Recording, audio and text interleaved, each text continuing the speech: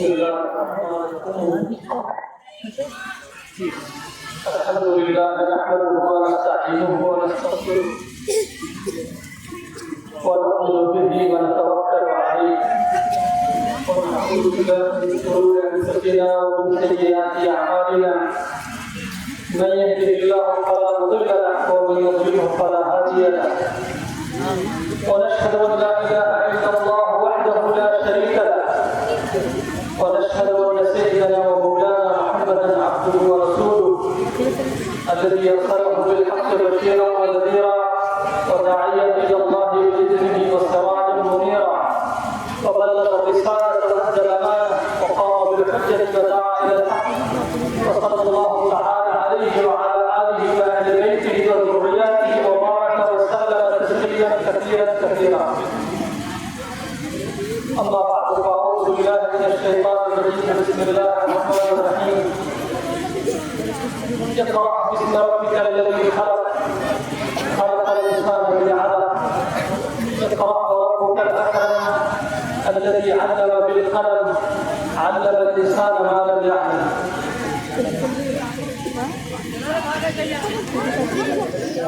حضرات گرامی دینی بھائیوں مسلمانوں اور پردہ نشین خواتین اسلام، یہ گاؤں کے مدرسے اور اس کی تعلیم تربیت کے عنوان سے آج کی شب کا یہ جلسہ منعقد کیا گیا ہے. مدرسہ اسلامیہ انوار العلوم جو اس گاؤں کا ایک ابتدائی مدرسہ ہے، مکتب کی یہاں پر تعلیم ہوتی ہے. مولانا خیر البشر صاحب اس مدرسے کے ناظر اعلیٰ ہیں اور نئی نسل کی تعلیم و تربیت کی فکر کر رہے ہیں.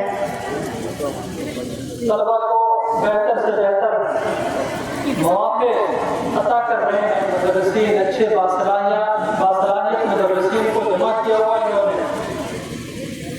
ہمارے بزرگوں کی رائے یہ ہے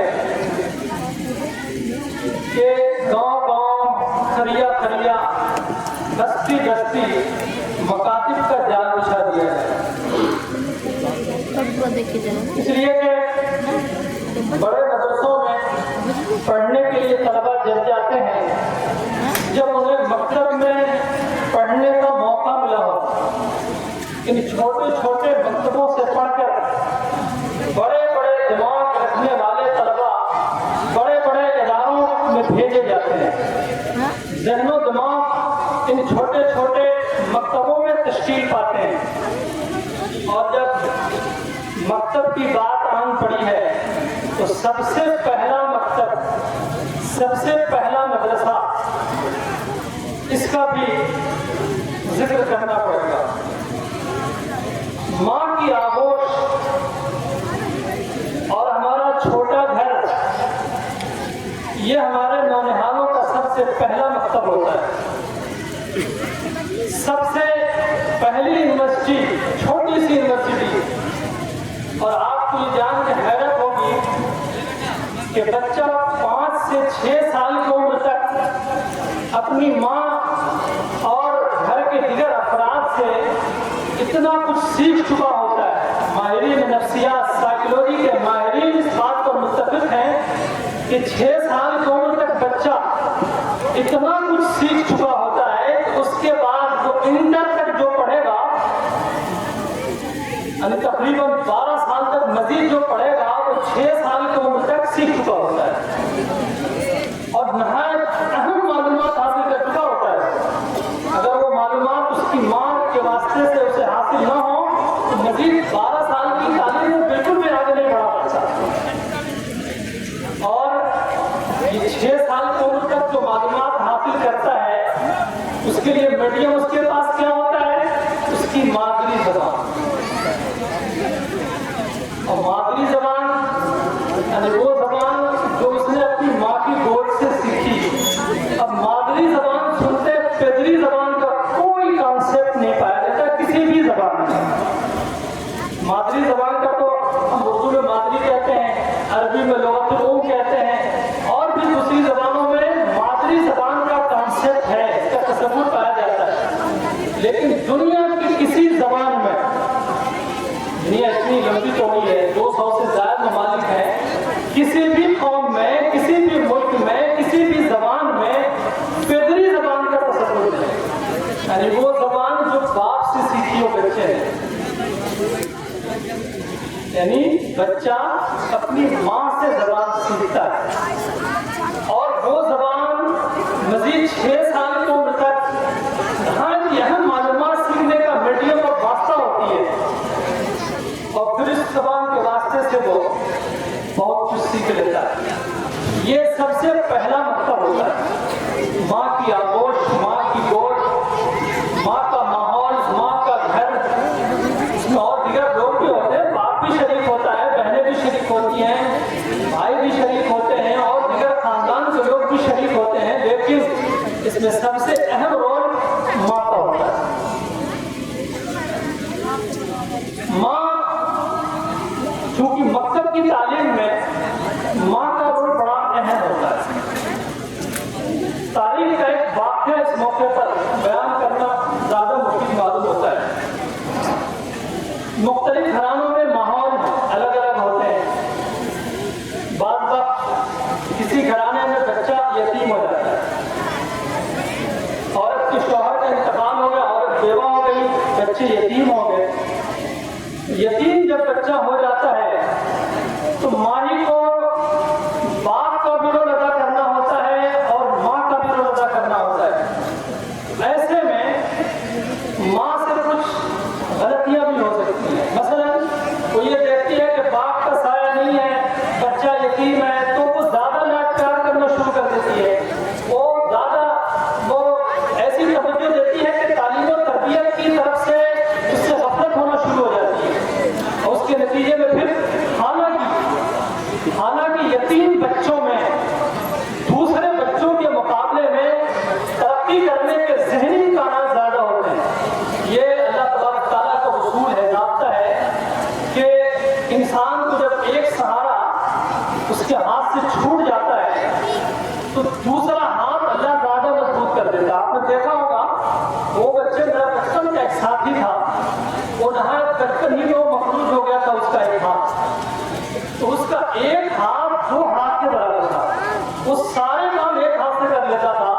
کوئی بات ہوتی تھی تو اپنے ایک ہاتھ سے کئی بچوں کو جھلا دیتا تھا. اور بھی طرح آپ دیکھیں گے جن کی بینائی کمزور ہو جاتی ہے تو ان کے اندر آواز پہچاننے کی صلاحیت بہت زیادہ ہوتی ہے، اور آنکھ کا کام کان سے لینے لگتے ہیں. اور بھی آپ دیکھیں گے تو جو یتیم بچے ہوتے ہیں، چونکہ باپ کا سہارا نہیں ہوتا تو زیادہ تر وہ اپنے پر، ان کے اندر سیلف کانفیڈنس، جو اپنی صلاحیت جو اندر کی ہوتی ہے، خود اعتمادی، یہ زیادہ پیدا ہوتا ہے. لیکن اس کے لیے ضروری ہوتا ہے کہ ماں ہوشیاری کا ثبوت دے.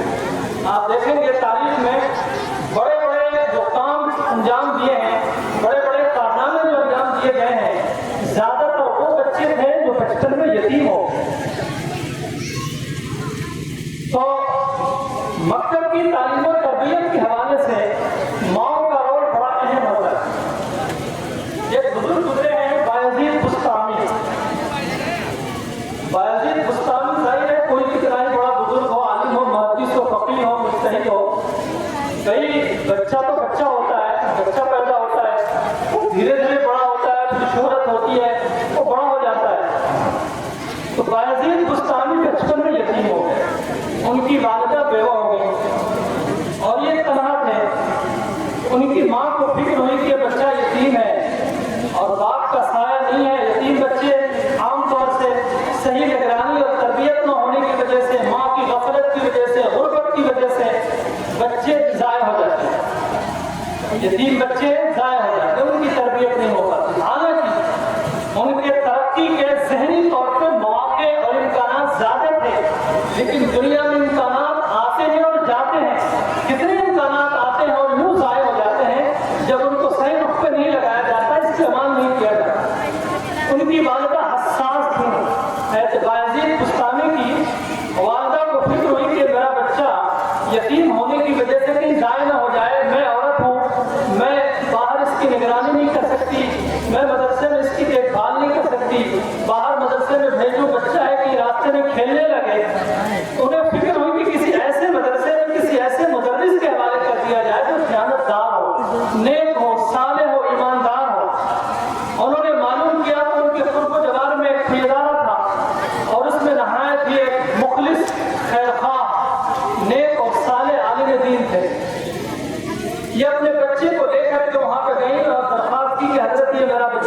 इकलौता है, यतीम है, और मैं चाहती हूँ कि कम से कम बाप का साया इसे नहीं मिला तो बाप के लिए ये सदके जारिया जरूर बन जाए और उनका नाम दुनिया में रोशन करे और हमें भी इससे फायदा हो। ये मेरा बच्चा है, आप इसकी तरबियत फरमाएं और इसे जल्दी जल्दी घर ना आने दें। तो उस्ताद से बताया कि कम से कम इसको 1 महीने के बाद घर आने दें। बच्चा घर आएगा तो हो सकता है मुझे देखने के बाद घर पे ठहरने की जिद करे और पढ़ाई का नामा होने लगे। तो उस्ताद ने कहा बेहतर है। और जब जुमेरात को छुट्टी हो, जुमे की छुट्टी होती है मुसलमानों के यहाँ तालीम की, तो उन्होंने ये जानकर के सारे बच्चे जाने की तैयारी करेंगे तो बायजीद बुस्तामी को उन्होंने सबक ज्यादा दे दिया कि बेटा आपका सबक ये पूरा है, आप याद करेंगे, उसके बाद आपको छुट्टी होगी। लेकिन शौक तो शौक होता है, जब इंसान को शौक ज्यादा हो तो उसमें मेहनत मशक्कत का एहसास नहीं होता। हफ्ता गुजरने के बाद माहौल बनना था तो उस बच्चे ने इस शौक में कि आज अम्मी से मुलाकात करनी है पूरे सबक को याद कर डाला। और जब याद कर डाला तो कहा सब यादें सुना दिया तो उस्ताद को शर्म आई कि मैंने रोकने के लिए सबक दिया कि सब याद कर लिया।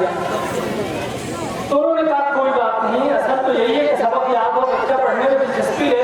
उन्होंने कहा ठीक है बेटा तुम भी जाओ, तुमने सबक याद कर लिया।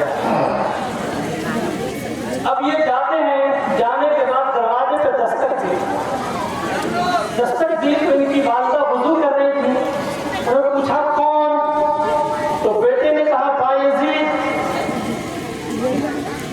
तो माँ की बेरुखी देती है। कभी कभी बच्चे को कामयाब बनाने के लिए दिल पर पत्थर भी रखना होता है। औरतों से ज्यादातर ये काम नहीं हो पाता, ये काम मर्द ज्यादा करता है।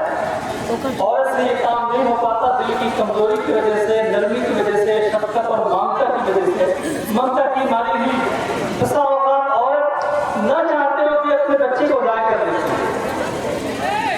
उनकी वालिदा ने कहा बायजीद, मेरे बेटे का नाम भी बायजीद है बेटा, मेरा बेटा तो पढ़ने गया मदरसे में, तू कौन सा बायजीद है? मेरे बेटे का बिल्कुल हम नाम है, मेरा बेटा तो आज आ नहीं सकता, उसके लिए तो आज दरवाजा खुलना नहीं है, तू कौन सा बायजीद है? तो बेटे ने महसूस किया कि वालिदा ने ये कहा था कि 1 महीने के बाद आना। उसने समझा कि अच्छा मेरा दरवाजा आज नहीं खुलना। तो बेटा वहीं से वापस मदरसे चला गया और दूसरे हफ्ते फिर उस्ताद ने सबक को ज्यादा दिया, ये जानते हुए हो सकता है इस हफ्ते अपने साथियों को जाता हुआ देख के फिर कहेगा। उन्होंने बच्चे ने सबक सुना तो दिया लेकिन जाने के लिए नहीं कहा। तो उस्ताद ने पूछा कि आज नहीं जाओगे? कहने की जरूरत नहीं जा। फिर तीसरा हफ्ता आया, सबक वैसे ही ज्यादा दिया उन्होंने, लेकिन उसने जाने के लिए नहीं कहा। बेटा नहीं जाओगे? कहीं मैं जाता हूँ तो दरवाजा नहीं खुलता, अम्मी दरवाजा नहीं खोलती। अच्छा 1 महीने के बाद जाना। 1 महीने जब हुआ तो वो गए हैं और वालिदा ने दरवाजा खोला। और आपको मालूम है बायजीद ये बुजुर्गों की सफ में नहायत मुमताज बुजुर्गों में, इनकी बुजुर्गी के पीछे एक बेवा माँ का कारनामा है। एक बेवा माँ ने अपने यतीम बच्चे को इतना अजीमुल मर्तबत एक सूफी और बुजुर्ग बनाया। बिलुमूम बच्चों की तालीम और आगे की तरबियत का काम मर्द ज्यादा बेहतर तरीके पे अदा कर पाते हैं। उसकी वजह यह है कि तालीम और तरबियत के लिए कुछ सख्ती की जरूरत पड़ती है, उसमें जरा सा करक मिजाजी की जरूरत पड़ती है, इसमें मर्द ज्यादा कामयाब है। इस सिलसिले में कभी घर में मियाँ और बीवी के दरमियान इख्तिलाफ होना शुरू हो जाता है। बीवी ये समझती है कि मेरा शौहर बच्चों पर ज्यादती करता है, सख्ती करता है, इतनी सख्ती नहीं करना चाहिए। आप ये समझता है कि मीठे मीठे लुक़्मे हक़ खिलाया जाएगा बच्चों को तो फिर ये मीठे लुक़्मे जहर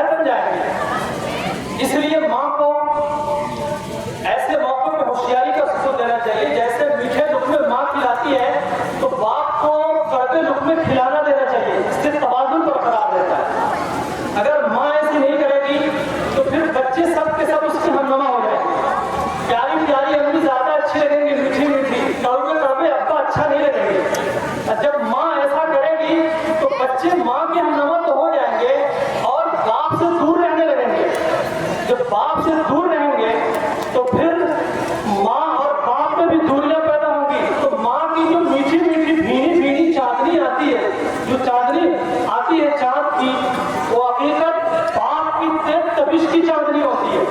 यानी जो चांद चमकता है वो असल सूरज की धूप से चमकता है। सूरज अगर नमदार ना हो तो चांद में कोई चांदनी नहीं।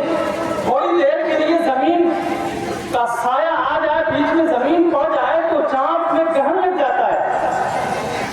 और फिर जब सूरज की तपिश न पहुंचे, बीच में चांद घायल हो जाए और सूरज ग्रहण का माहौल जमीन पे हो जाता है, तो जनाब घर का माहौल सर्द हो जाता है और पूरा खानदान ठिठुरने लगता है। तो औरतों को इस मौके पर बहुत ही दानिशमंदी और होशियारी का सबूत देना चाहिए कि घर का माहौल बहुत मुतवाज़िन हो और बिल्कुल घर में बाप को सख्ती करने देना चाहिए।